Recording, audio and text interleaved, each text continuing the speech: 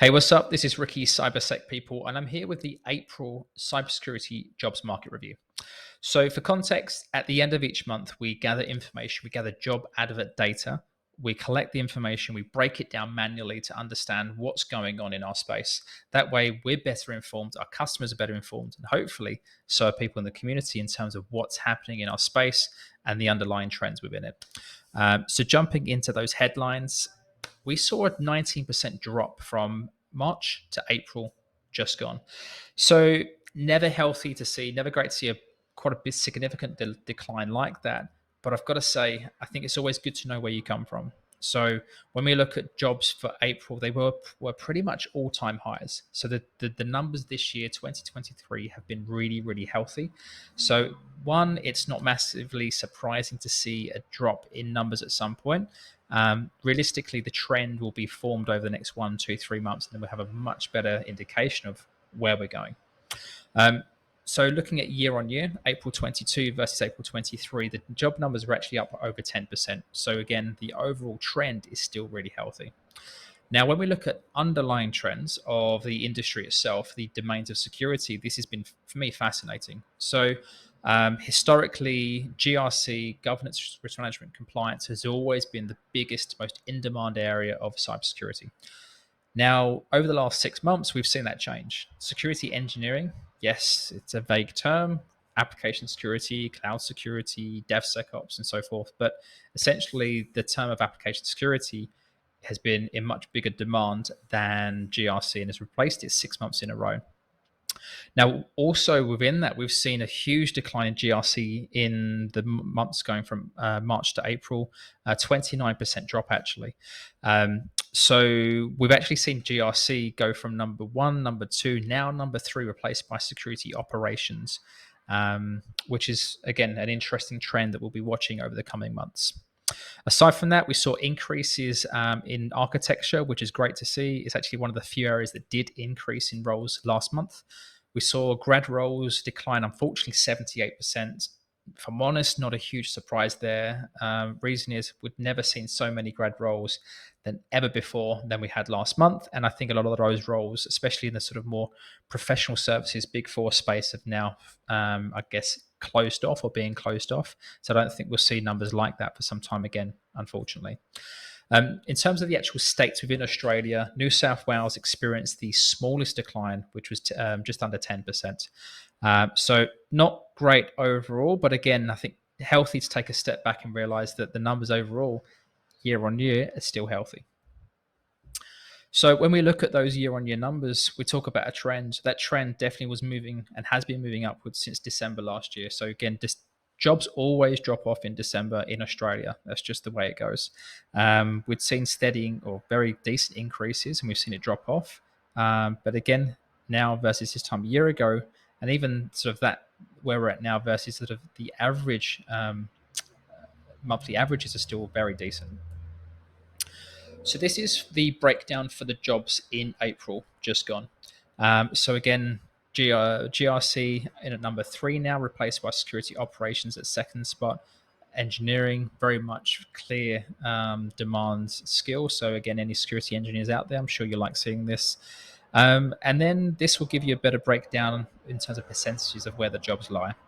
So again, if I was someone who was maybe looking to break into security, I would like to have look at something like this and maybe have a look at the sort of the skill sets. How do mine align to what's actually in demand in the space, and see what's in demand and try and work backwards in terms of how you can actually get your job in the industry.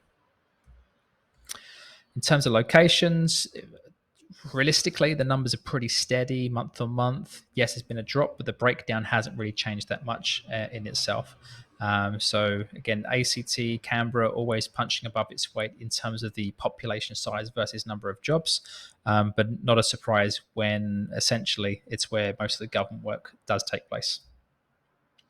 So this is, I guess, the concerning thing around GRC and the interesting trend that we're seeing here. So back end of last year, or sort of a year ago, the numbers were very high. They were increasing from April to May. We are seeing the opposite of that now. And again, I think that's where we're seeing a lot of organizations build out their security environments and potentially leveraging the, I guess, expertise of professional services companies that have their own GRC offerings in terms of getting that guidance. And then they can take that guidance and then implement those strategies, those technical recommendations as well. So um, it's an interesting spot. I'm going to watch it very closely, and hopefully we can see a bit of an uptick in GRC soon, because it's still huge space. There's still lots of demand. It's still a challenging area to hire people, and it's still one of the most important areas of security, essentially because GRC does drive a lot of the work that actually does happen in the space anyway. We look at security operations, so that's now in at number 2.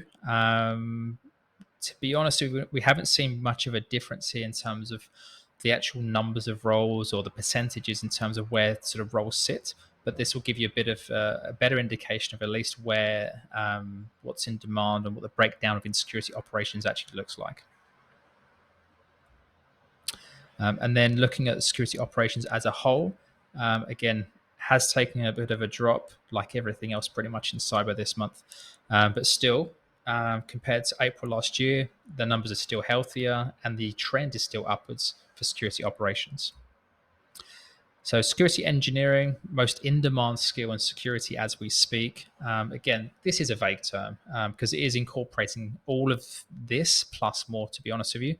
So this will range from your very specialized security engineers that we title to application security engineer or cloud security engineer to DevSecOps engineer to your more broad security engineers. And then this is a challenge in itself, because you'll have organizations that have the title security engineer, but the person's role within the company is very narrow. And this is why we have to do a lot of work manually to read the job descriptions, to understand the skills required, to figure out if it's a generic security engineer or cloud security engineer or application security engineer, and so forth. And as we can see, the numbers, they were sort of, I think, quite, they weren't moving much, let's just say, this time last year.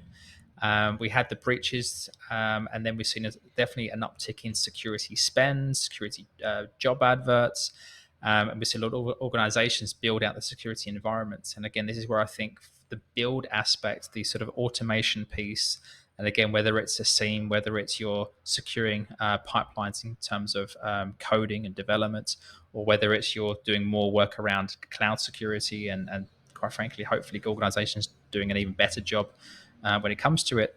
There's a lot of work going on in this space, and I just think it's only going to increase because ultimately organizations don't want to have the biggest teams, but they want to sort of get the best bang for the buck. And that's where building a lot of this, we're seeing a lot of spend in security. So companies spending on essentially vendors and technology, and then they actually need to put it in place. And this, I guess the challenge is, it's one thing to buy the technology, it's another thing to actually get value out of the technology, or actually making sure the organizations are using it right or securing things right as well. I love seeing this. So leadership roles definitely still up. Yes, they have dropped month on month, but even still, a lot higher than a year ago. And ultimately, the more leadership roles we have, the better it is for the industry, because some of those roles with brand new roles at organizations that maybe never had those positions before, and ultimately that will drive new headcounts for the future. So that's only a good thing for this space, the more leadership roles we see. Pen testing, doing what pen testing does in terms of job advert data. So we just see it very up and down. I expect to see a spike towards the end of this financial year. So normally what we see, and again, we hear this from customers, is demand goes up because companies essentially want to get their annual pen test done. They want to spend their budget. So they frantically have a real sort of tough end to the year because everybody is very much overloaded with work, and that means companies hire, and it's not easy. So especially, I can't imagine many entry level roles in the pen testing space in the coming months, because essentially people need folks that are going to sort of jump in and hit the ground running from day one. And then we have identity. So again, similar pattern across the board. The numbers are lower month on month, but still a lot higher than this time last year. So identity is in a good space. It's definitely growing. It's hard to hire good people. and it's what we're helping customers with.